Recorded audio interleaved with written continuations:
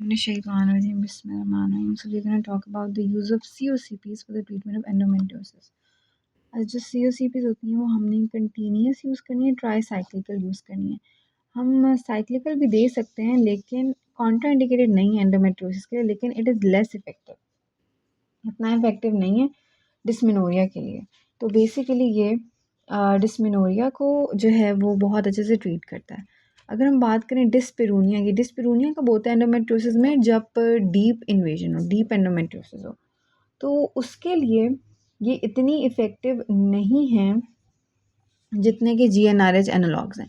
मतलब इसको अगर मैं कंपेयर करूँ GnRH एनालॉग्स के साथ, तो डिस्मेनोरिया को और जो दूसरा नॉन मेंस्ट्रुअल, दो चीज़ें होती हैं ना, एक डिस्मेनोरिया होता है एंडोमेट्रियोसिस में जब पीरियड्स के दौरान उसको पेन होता है, दूसरा उसको हर वक्त पेन रहता है, that is non menstrual pen. दो तरह के पेन्स होते हैं एंडोमेट्रियोसिस के पेशेंट में। तो नॉन मेंस्ट्रुअल पेन और डिस्मेनोरिया के लिए तो COCPs और GnRH एनालॉग्स का कंपैरिजन EBM में दिया, that is the same, they are both very effective, but COCPs are not as effective as GnRH analog for dyspareunia. For dyspareunia GnRH analogs are more effective.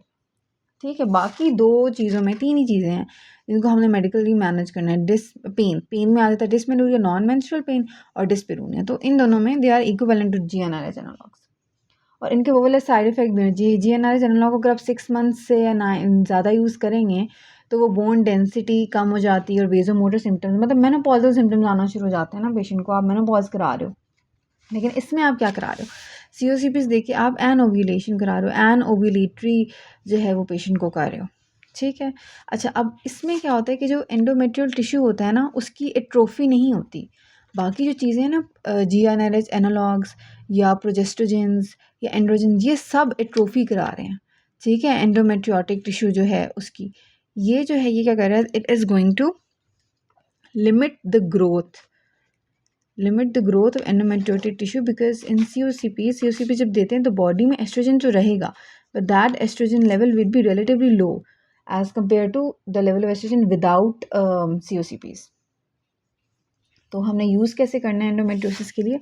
हमने या तो continuous देना है या tricyclic देना है। साइक्लिकल यूज़ इतना effective नहीं होता, कंटिन्यूस आप 6 to 9 मंथ्स के लिए दे सकते हैं। ठीक है, तो कंटिन्यूस होती हैं, एक्सटेंडेड डोज रिजीम्स होती हैं, they are more effective than cyclical therapy for reducing dysmenorrhoea.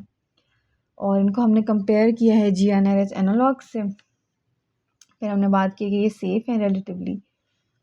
अच्छा, उसके बाद एक और ये इनका मैकेनिज्म हमें समझ आ गया कि इन्होंने ट्रोफी नहीं करानी, इन्होंने बस ग्रोथ को लिमिट कराना है, एनोव्यूलेशन करानी है। फिर 6 to 9 मंथ्स सारा। फिर हो जाता है कि ज़ाहिर है जो औरतें जो है वो कंसीव करना चाह रही हैं, उनमें आप पेन रिलीफ के लिए ये तो नहीं दोगे ना, COCPs पे नहीं जाओगे फिर आप। So this is one of the options for medical management of pain in endometriosis.